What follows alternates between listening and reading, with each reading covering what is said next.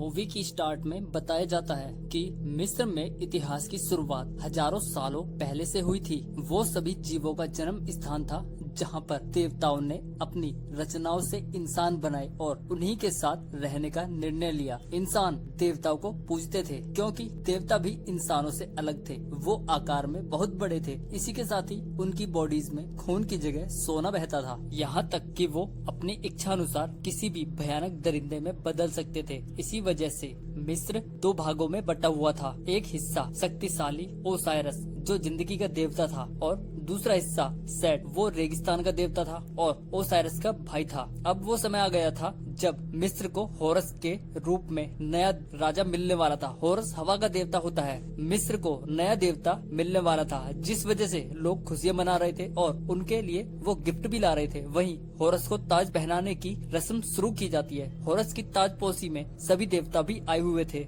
ओसायरस अपने बेटे को ताज पहनाने वाले ही थे कि तभी वहाँ पर सेट आ जाता है। सेट मिस्र के होने वाले राजा को एक गिफ्ट देता है। वो एक बिगुल होता है जिसे देखकर होरस भी बहुत खुश होता है। सेट होरस से वो बिगुल बजाने के लिए बोलता है। तब होरस उस बिगुल को बहुत जोर से बजाता है। तभी वहाँ पर सेट की सारी सेना आ जाती है। शायद सेट के दिमाग में कुछ और ही चल रहा था। सेट अपने भाई को एक भाला देकर उसे लड़ने के लिए बोलता है, लेकिन ओसायरस अपने भाई सेट से लड़ना नहीं चाहता था। लेकिन सेट अचानक ही चाकू से हमला करके होरिस के पिता को जान से मार देता है। इसके बाद सेट सबके सामने ऐलान करता है, अगर वो मेरे सामने नहीं झुकेंगे तो मैं सबको मार दूंगा। जिसके बाद सभी देवताओं के साथ साथ इंसान भी घुटने टेक देते हैं। होरिस के पिता की मौत के बाद वो बहुत ज्यादा गुस्से में आ जाता है। दोनों के बीच एक भयंकर लड़ाई होती है, लेकिन सेट होरस पर कहीं न कहीं भारी पड़ रहा होता है। दोनों लड़ते लड़ते अपने असली रूप में मतलब देवता के रूप में आ जाते हैं। सेट होरस को हरा ही देता है और होरस को शक्ति देने वाली उसकी आंखों को भी निकाल लेता है। सेट होरस को मारने ही वाला था कि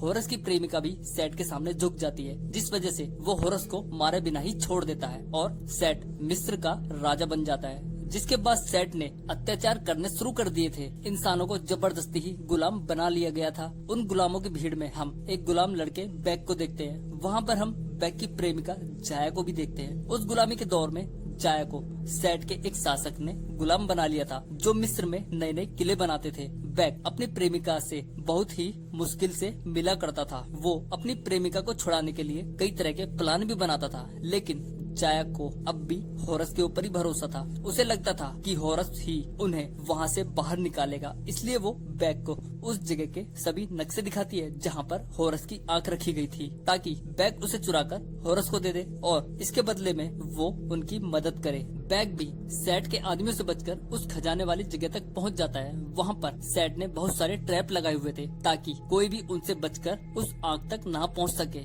बैग भी ट्रैप को पार करके आंख को हासिल कर लेता है। उस आंख में बहुत तेज रोशनी होती है। बैग उस आंख को लेकर जाया के पास जाता है। सेट के सैनिकों को भी पता चल चुका था कि किसी ने यहाँ चोरी की है। वो सैनिक दोनों को चारों तरफ से घेर लेते हैं और उनका लीडर बैग से बोलता है, जो भी कुछ तुमने चुराया है वापस कर दो।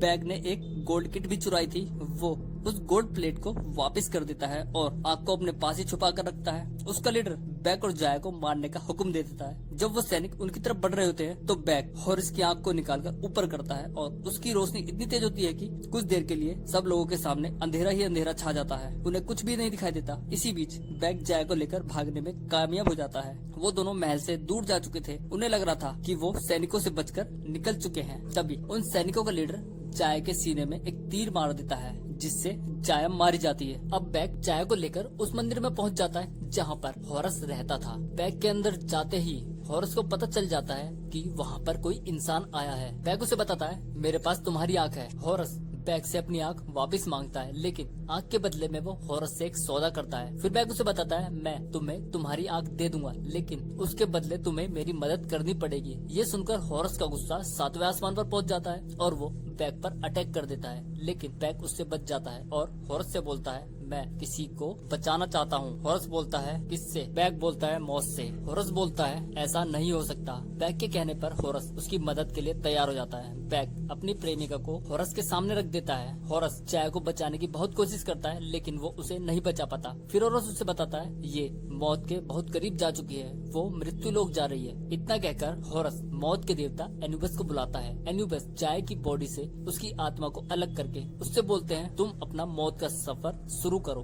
बैग हॉरस से बोलता है, मरने से पहले जाया के पास कुछ भी नहीं था, क्योंकि वो एक गुलाम थी, इसलिए वो पुनर्जन्म नहीं पा सकती। लेकिन तब तक बहुत देर हो जाती है और एन्यूबस देवता जाया को अपने साथ ले जाते हैं। ये देखकर बैग को बहुत जोर से गुस्सा आ जाता है। वो हॉरस से बोलता है, तुमने कुछ नहीं किया, मैं तुम्हारी आंख नहीं दूंगा। इतना सुनकर हॉरस बैग को पकड़ लेता है। अपनी जान बचाने के लिए बैग को वो आंख हॉरस को देनी ही पड़ती है। अब हॉरस को उसकी आंख मिल चुकी थी। वो बैग से उसकी दूसरी आंख के बारे में पूछता है। बैग बोलता है, मुझे नहीं पता। हॉरस उसे गर्दन से पकड़कर ऊपर उठा लेता है तो बैग उसे बताता है, तुम्हारी आंख सेट के पिरामिड में है और वो वहाँ जाने का रास्ता जानता है। मैंने सभी नक्शे भी देखे हैं। इस पर हॉरस बैग को छोड़ देता है। मैं तुम्हें वहाँ पहुँचाऊंगा, लेकिन तुम जाया को वापस लाओगे। हॉरस बोलता है, ठीक है, एक रास्ता है, मरने के बाद कोई वापस नहीं लौटता, लेकिन 9 दरवाजों को पार करने में काफी टाइम लगता है। इससे पहले मुझे सेट को मारकर राजा बनना पड़ेगा और तुम्हारी प्रेमिका को 9वें दरवाजा पार करने से पहले रोकना होगा, तो मैं जाया को बचा सकता हूँ। इसके बाद वो जाया की बॉडी को सेफ जगह रखकर आगे के सफर पर निकल पड़ते हैं। उधर हम सेट को देखते हैं, जिसे पता चल चुका था कि हॉरस की आंख किसी ने चुरा ली है। सेट अपने वफादारों को उन्हें मारने के लिए भेज देता है, लेकिन हॉरस बैग के साथ एक ऊंची पहाड़ी पर जा रहा होता है। हॉरस बैग को बताता है, हम मेरे दादाजी से मदद मांगने जा रहे हैं। इतना कहकर हॉरस झुककर अपने दादाजी रा से प्रार्थना करने लगता है और हम देखते हैं तभी हॉरस का रूप बदल जाता है और उसमें उसकी गॉड वाली पावर आ जाती है। इसी के साथ ही वो बैग को लेकर आसमान में उड़ जाता है। यहाँ से वो सीधा अपने दादाजी रॉ के पास जाता है। वो सूर्य देवता होते हैं। तभी रा अपने असली रूप में भी आ जाते हैं और अपना भाला उठाकर वहाँ पहुँच जाते हैं, जहाँ पर अंधेरे का शैतान उनकी नौका पर हमला करने वाला था। दरअसल रा उस अंधेरे के शैतान को मारकर लोगों को सेव कर रहे थे। वो अपनी शक्ति से हमला करके उस शैतान को वहाँ से भगा देते हैं। वो पूरे मिस्र को उस शैतान से बचा रहे थे। फिर रा हॉरस से पूछते हैं, आखिरकार तुम यहाँ क्यों आए हो? हॉरस बोलता है, मुझे इस नदी का पानी चाहिए। उसके दादाजी बोलते हैं, तुम्हारी मर्जी।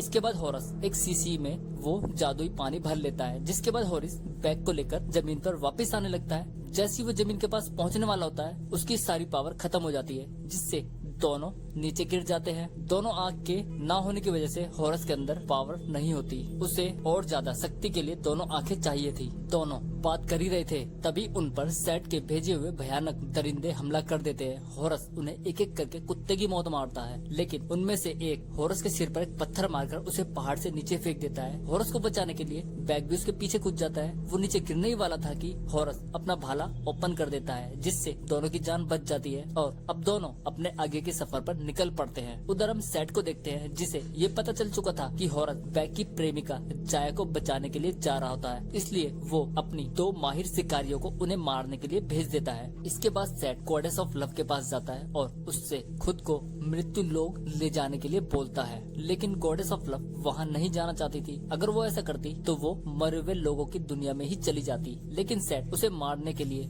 जैसे ही आगे बढ़ता है, तभी गॉडेस ऑफ लव अपनी जादुई कंगन निकाल देती है, जो शैतानों से उसकी रक्षा कर रहा था। इसी के साथ ही वो मरे हुए लोगों की दुनिया में चली जाती है, लेकिन वो उस कंगन को दोबारा से पहन लेती है, जिससे वो दोबारा से अपनी दुनिया में उस रेगिस्तान में पहुंच जाती है, जहां पर हॉरस बैग के साथ था। दूसरी तरफ हॉरस और बैग एक बहुत पुराने मकबरे में पहुंच जाते हैं। ये हॉरस के पिता का बनाया हुआ मकबरा होता है। तभी वहां पर सेट के भेजे हुए पालतू लोग वो सांप की सवारी करते हुए उन्हें ढूंढकर वहां तक पहुंच जाते हैं। उन्हें दोनों लड़कियां कंट्रोल कर रही होती है।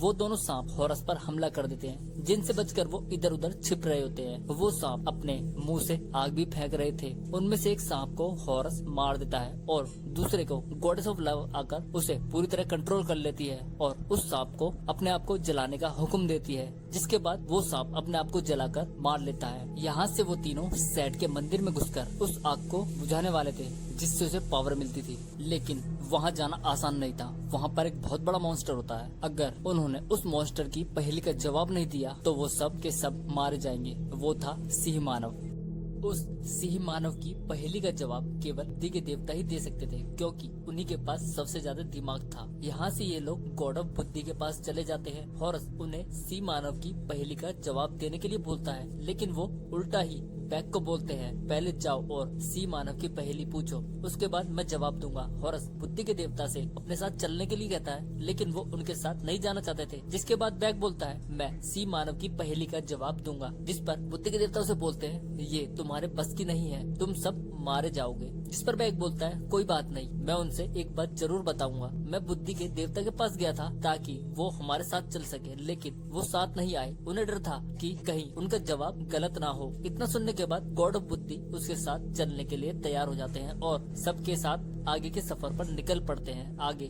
गॉडेस ऑफ लव को हॉरस और बैक के बीच हुई डील के बारे में पता चल जाता है कि हॉरस बैक की प्रेमिका को मौत से वापस लाएगा, लेकिन ऐसा होना मुमकिन नहीं था। ये सुनकर गॉडेस ऑफ लव को बहुत ही बुरा लगता है, इसलिए वो अपनी पावर को यूज करती है ताकि बैक की जाय से बात करा सके।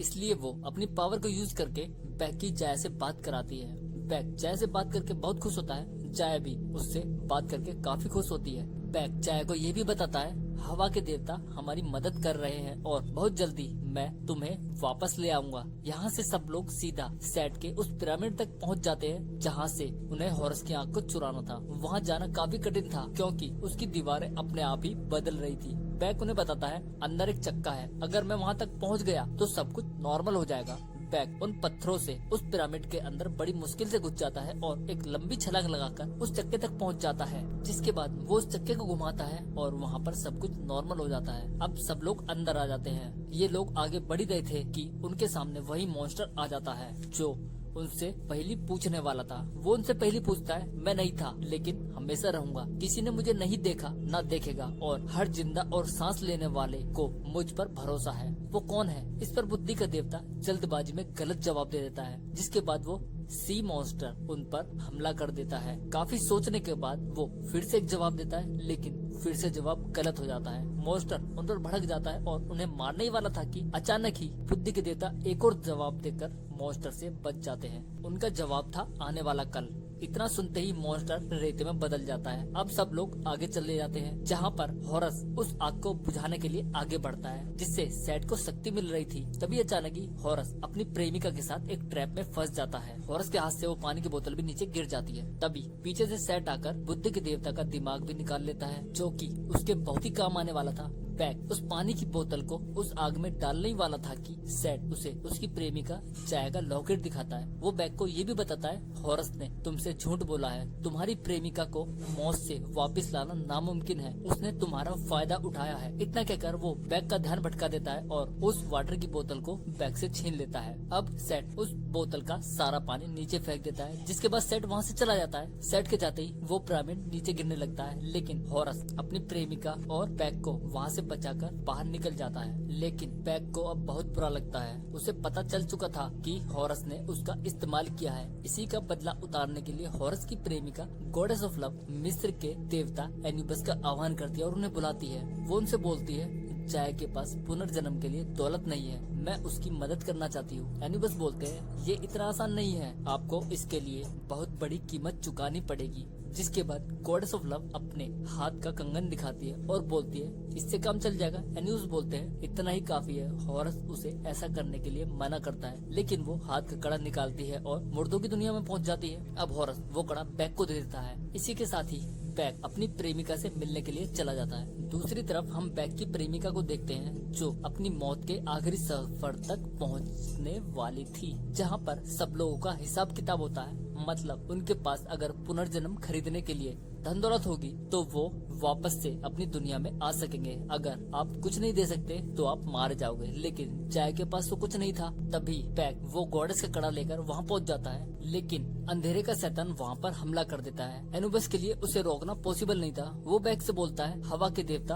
हॉरस के पास जाओ, वो ही हमारी आखिरी उम्मीद है, वो ही हमारी मदद करेंगे। बैक हॉरस के पास जाने के लिए निकल जाता है। आगे हम सेट को देखते हैं जो अपने लिए एक पावरफुल कवच बना रहा होता है। वो देवताओं के बॉडी पार्ट्स को मिलाकर एक पावरफुल कवच बना भी लेता है ताकि वो इस दुनिया पर अपनी हुकूमत जमा सके। इसी इरादों के साथ सेट अपने दादाजी रॉ यानी सूर्य देवता के पास जाता है और अचानक ही उन पर हमला कर देता है, लेकिन वो उससे बच जाते हैं। लेकिन सेट धोखे से उन्हें मार देता है क्योंकि उसे उनका भालक चाहिए था, क्योंकि सेट उस भाले को लेकर काफी पावरफुल जो हो जाता है। उधर हॉरस सेट को रोकने के लिए निकल पड़ता है। वहीं हॉरस अपने दादाजी रॉ के भाले से उस अंधेरे के शैतान को अपनी दुनिया में बुलाता है ताकि वो वहाँ पर कब्जा कर सके। लेकिन उसके इरादों पर हॉरस पानी फेर देता है। हॉरस वहाँ पहुँच जाता है और दोनों के बीच एक भयंकर फाइट होती है। हॉरस के आँख न होने की वजह से सेट उस पर भारी पड़ रहा था। सेट हॉरस को मारने वाला था कि पीछे से बैग आकर उसे बचा लेता है और सेट के कवच से उसकी दूसरी आँख को भी निकाल लेता है और हॉरस की तरफ फेंक देता है। एक तरफ तो हॉरस की आँख और दूसरी तरफ बैग उस पिरामिड से नीचे गिरने लगता है। अगर वो अपनी आँख वापस ले ले तो हॉरस को सारी पावर वापस मिल जाएगी, लेकिन वो बैग को बचाता है क्योंकि उसी की वजह से हॉरस वहाँ तक पहुँच पाया था। जैसे ही हॉरस नीचे कूदता है वो अपने गॉड के रूप में बदल जाता है। उसने अपने ऊपर भरोसा किया, जिसके बाद वो बैग को बचा लेता है। यहाँ से हॉरस फिर से सेट के पास जाता है। दोनों के बीच फिर से हमें एक भयंकर फाइट देखने को मिलती है। इस बार हॉरस सेट पर भारी पड़ रहा था और सेट हार भी जाता है। हॉरस से रिक्वेस्ट करता है और उससे बोलता है मैंने तुम्हें छोड़ दिया था, लेकिन हॉरस उसकी बिना कुछ सुने ही उसे मौत के घाट उतार देता है। यहाँ से हॉरस अपने दादाजी रा के पास जाता है और उनका भाला उन्हें वापस कर देता है, जिसके बाद वो उस अंधेरे के शैतान को मारकर वापस से उसे उसकी दुनिया में भेज देते हैं। उधर बैग भी मारा जा चुका था, लेकिन हॉरस फिर से राजा बन चुका था। उसके पास सारी पावरें आ चुकी थी। उन्हीं का यूज करके वो बैग और उसकी प्रेमिका जाया को वापस से जिंदा कर देता है। दोनों एक दूसरे को देखकर बहुत खुश हो जाते हैं। यहाँ से हॉरस मिस्र का राजा बन जाता है, पर वो सेट के बनाए हुए कानून को भी बदल देता है। उसका कहना था तुम अच्छे काम से दया से दोबारा से पुनर्जन्म खरीद सके हो। बैग हॉरस को उसकी प्रेमिका का कड़ा देता है। हॉरस सीधा गॉडेस ऑफ लव से मिलने पहुंच जाता है। वही मिस्र में अब शांति हो चुकी थी। इसी शांति के साथ ही मूवी खत्म हो जाती है।